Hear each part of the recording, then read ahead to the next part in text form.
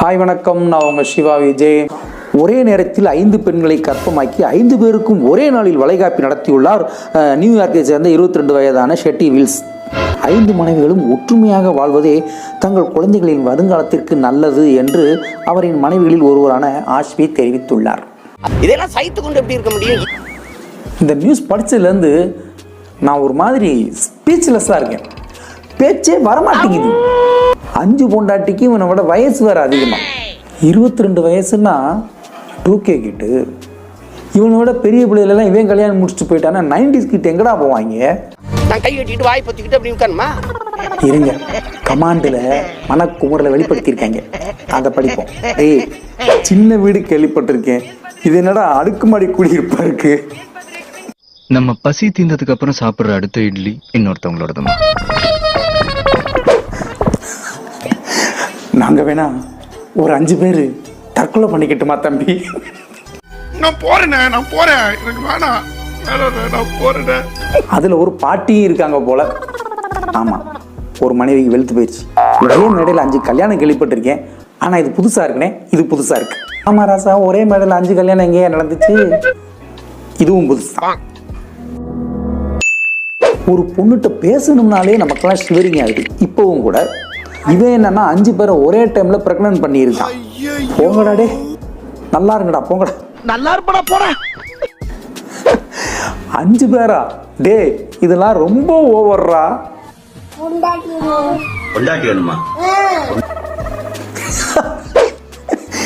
அவன் குலதெய்வம் எதுன்னு கேட்டு சொல்லுங்க, நம்மளும் போய் கும்பிடுவோம். மற்ற எல்லா கமெண்ட்டும் அதே விஷயம்தான். 5 பேரா அப்படின்னு. சரி வருத்தப்படாதீங்க 90s கிட்ஸ். அடுத்த நியூஸ் உங்களுக்காக தான். வெளிநாட்டை சேர்ந்த ஒரு பெண் தனக்கு யாராவது ப்ரப்போஸ் பண்ணால் அவங்கள கல்யாணம் பண்ணிக்கிறதுக்கு ரெடியாக இருக்காங்களாம்.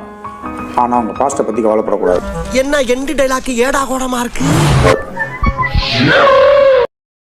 நல்ல ஒரு பெரிய அழகான ஒரு கூட்டு குடும்பம். திரைப்படத்தில் தளபதி சமந்தா கிட்ட சொல்லுவார்ல, நீ எனக்கு இன்னொரு அம்மாமா அப்படின்னு. அது மாதிரி அவங்க உங்களுக்கு இன்னொரு பாட்டியாக இருப்பாங்க.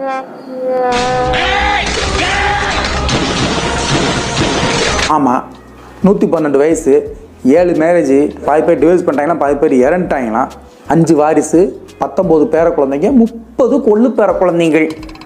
இதுக்கு தான் பாஸ்டை பற்றி கவலைப்படக்கூடாதுன்னு சொன்னேன். இந்த நிலைமையில யாராவது அவங்களுக்கு ப்ரப்போஸ் பண்ணால் இன்னொரு கல்யாணம் பண்ணிக்கிறதுக்கு அவங்க தயாராக இருப்பதாக தகவல் தெரிவித்துள்ளார்கள். ஏயில போவான் மூஞ்சி மோரையும். இப்படிப்பட்ட குடும்பத்தில் நீங்கள் கல்யாணம் முடிக்கிறதுக்கு நீங்கள் கொடுத்து வச்சிருக்கணும். ஏன்டா அப்படி இருக்கீங்க? பாருங்க, ஒருத்தனுக்கு கல்யாணம் நடக்கிறது எவ்வளோ பெரிய பிரச்சனையாக இருக்குது. இவ்வளோ பிரச்சனையில் ஹைதராபாத்தில் நல்லி எலும்பு இல்லைங்கிறதுக்காக ஒரு குடும்பத்தில் கல்யாணத்தை நிறுத்தியிருக்காங்க. ஏன்டா டேய், எனக்குன்னே வருவீங்களாடா? ஏன்ட்ட சரசம் பண்றக்கே ஓட்டாப்பே உங்களை பெற்றுறாங்களா? காதலி வேடம் பூண்டு சிக்கிய இளைஞர். பஞ்சாப் மாநிலம் பரித்கோட் அருகே தனது காதலியை போல வேடமணிந்து அவருக்காக தேர்வு சென்ற அஸ்ரங் சிங் என்ற இளைஞர் போலியாக ஆதார், வாக்காளர் அடையாள அட்டையும் தயார் செய்துள்ளார். தேர்வின் போது பயோமெட்ரிக் மூலம் கைரேகையை சோதனை செய்ய வசமாக சிக்கியுள்ளார். அடப்பாவி பையில மாட்டிக்கிட்டானே. எப்படி கெட்ட போட்டிருக்கான் பாருங்க நண்பர்களே. அந்த யூனிவர்சிட்டி நம்பி இருக்கு. ஃபர்ஸ்ட் கைரேகை பார்க்கும்போது தான் கண்டுபிடிச்சிருக்காங்க ஃபேக் ஐடின்னு. கைரேகை மட்டும் பார்க்க தேவையில்லை அப்படின்னு சொல்லியிருந்தா எழுதி முடிச்சுட்டு தம்பி வீட்டுக்கே போயிருப்பா. அப்படி லவ்வருக்காக என்னெல்லாம் பண்ணுறாங்க பாருங்க. அவனுடைய அந்த நளினம், அந்த துப்பட்டா, பொட்டு, தலையில் மங்கிக்குள்ளா வேற. நம்ம ஒரு ஸ்கிட்டு பண்ணலாம், லேடி கெட்ட போட்டால் எப்படி வந்துருக்குங்க பாருங்களேன்.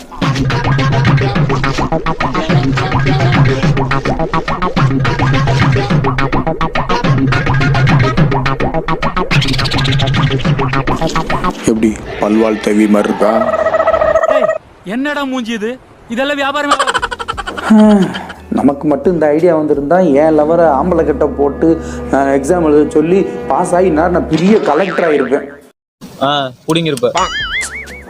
என்ன பண்றது, கஷ்டமா தான் இருக்கு. அப்ப கூட நீ லேடி கட்ட போட்டு நீ எக்ஸாம் எழுத போக மாட்ட. யா, எனக்கு தான் லேடி கட்ட சரியா வரல. இல்ல, இயற்கையாக வளர்க்கப்படும் நாற்காலி. அமேசான்ல ஒரு பொருள் ஆர்டர் பண்ணி அது வர்றதுக்கு 7 நாள் ஆகுதுன்னா அது வர்றதுக்குள்ளேயே நான் அதை மறந்துடுவேன். இதுல 7 வருஷம் ஆகுமா? அப்ப கன்ஃபார்மா மறந்துடுவோம். சேரோட ரேட்டை பார்த்தீங்களா? 4.5 to 7 லட்சமா. கேஷ் ஆன் டெலிவரி போட்டவன் தப்பிச்சான். ஆர்டர் பிளேஸ் பண்ணும்போதே பே பண்ண நிலைமை.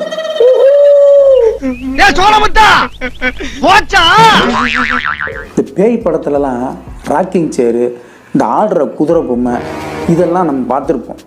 அது கூட பயமா இல்லை. ஆனால் அந்த சேரோட ரேட்டை பார்த்தா பயமா இருக்கு. லுக்கை பார்த்தாலும் கொஞ்சம் பயமா தான் இருக்கு. 4.5 to 7 லட்சம். சரி, 7 லட்சம் கட்டி 7 வருஷம் கழிச்சு அந்த சேரை வாங்கிடுறோம்னே வைங்க. அந்த சேரை கொஞ்சம் பாருங்களேன். இதில் ஏறி உட்கார்றதுக்கு ஒரு கோக்காளி வேற வாங்கணும் போல. அவ்வளோ ஒய்யாரமாக இருக்கு சேர். ஆமாம், அப்படி 7 லட்சத்துக்கு இந்த சேரில் என்னதான் இருக்கும்? உட்கார்றதுக்கு வாட்டமாக இருக்கும் போல. இதில் இருக்கிற ஒரு வாட்டமே வேற. இந்த இடம் எனக்கு ரொம்ப பிடிச்சிருக்கு. வாட்டம்னு சொன்னது ஒரு விஷயம் ஞாபகத்துக்கு வருது. ஒரு பொண்ணுக்கு எங்கேயுமே நிம்மதியான தூக்கம் வரலையா, அதனால டெய்லி சவப்பெட்டியில் படுத்து தூங்குறாங்க. அந்த சவப்பெட்டிக்குள்ளே படுக்கும்போது இருக்கக்கூடிய அந்த சௌகரியமும் வாட்டமும் வசதியும் கம்ஃபர்டபுளும் கன்வீனியன்ட்டும் வேற எதுலேயுமே இல்லையாமா. எனக்கு டிவியில் சவப்பெட்டியை பார்த்தாலே டர் ஆகும்.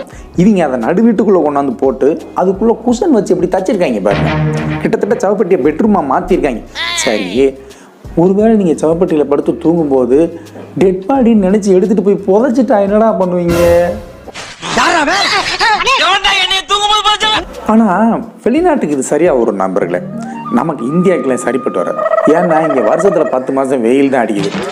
ஏன்னா நம்ம ஐஸ் பெட்டி யூஸ் பண்ணிக்கலாம் நண்பர்களே.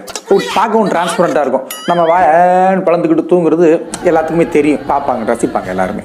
ஜனவரியே முடியல, அதுக்குள்ளே வேர்க்க ஆரம்பிச்சிச்சு. அட்வான்ஸ் ஹாப்பி சம்மர் நண்பர்களே. 2023ஆம் ஆண்டில் மட்டும் தெற்கு டெல்லி பகுதியைச் சேர்ந்த நபர் ஒருவர் ஆன்லைனில் 9940 ஆணுரைகளை ஆர்டர் செய்துள்ளதாக பிளிங்கிட் நிறுவனம் தகவல் வெளியிட்டுள்ளது. நாளொன்றுக்கு சராசரியாக 27 ஆணுரைகளை அவர் ஆர்டர் செய்திருப்பதாக கணக்கிடப்பட்டுள்ளது. ஒரு நபர் ஒரே ஆர்டரில் 81 ஆணுரைகளை வாங்கியிருப்பதாக தகவல் தெரிவிக்கப்பட்டுள்ளது. இதுக்கு டைட்டில் கொடுத்துருக்காங்க பாருங்க, தீராத விளையாட்டு பிள்ளை. ஒருத்தன் ஒரே நாளில் 27, இன்னொருத்தன் ஒரே ஆர்டரில் 81. எப்படா இவ்ளோ காம பிசாசாடா நீ? அவன் ஒரு காம பிசாசு, நீ ஒரு காம கொடூரன். 5:30க்குள்ள வண்டி. நம்ம இந்த கிளிக்கிறோம். கடைசியில் அவங்க 2 பேரும் மெடிக்கல் ஷாப் ஓனராக இருக்க போறாங்க. சரி, நான் செவனே தானா போய்க்கிருந்தேன். ஒரே நாளில் அவருக்கு 27 விற்கிது போல. ஒரு சாதா விஷயத்தை தலைமை எப்படி நியூஸாக கிரியேட் பண்ணியிருக்கான் பாருங்க. Kudos to the creative team. இல்லை இவங்க சொல்றாங்கன்னா உண்மையாக தான் இருக்கும். கூச்சமே இல்ல. சைனாவில் தன்னை கடித்த எலியை திருப்பி கடித்த மாணவி. அவ்வளவு வெறி மாப்பிளைக்கு. இந்த மாதிரி ஒரு பொண்ணு சைனாக்கு மட்டும் இல்லை, ஒவ்வொரு வீட்டுக்கும் வேணும். ஏன்னா இந்த எலி வீட்டுக்குள்ள வந்தா அங்கிட்டு ஓடுறதும் இங்கிட்டு ஓடுறதும். வீட்டுக்குள்ள வரும்போது தனியாளாக தான் வருவாங்க. ஆனா இங்க வந்து குட்டி போட்டு குடும்பத்தை உருவாக்கிட்டு அப்படியே வரிசையா பேரணி நடத்துவாங்க வீட்டுக்குள்ளேயே. வீட்டுக்குள்ள இருக்க பொருளை கடிச்சதும் இல்லாம அந்த பொண்ணு விரலை கடிச்சிருக்காங்க கொஜ்ஜால. கோவம் வரத்தானே செய்யும். மதம் கொண்ட யானை இருக்குடா. இந்த வெறி நமக்கு இல்லாதனாலதான் இன்னமும் நம்ம எலி போரி ரேட் கில்லர்னு வாங்கி வச்சு அவனுக்கு சோறு பதிஞ்சு ஊட்டிக்கிட்டு இருக்கோம். இந்த மாதிரி ஒரு பொண்ணு மட்டும் இந்தியாவில் இருந்தா எலி மொத்தம் அழிஞ்சு நிம்மதியா சந்தோஷமா அமைதியா இருக்கு. சிங்கப்பெண்ணே சிங்கப்பெண்ணே ஆயுரே செடியோடே நன்றி கடல் தீக்க வச்சே. ஆனா இது போன்ற விஷயங்களை வீட்டில் முயற்சிக்க வேண்டாம்னு அவங்க தோழி தெரிவித்துள்ளார்.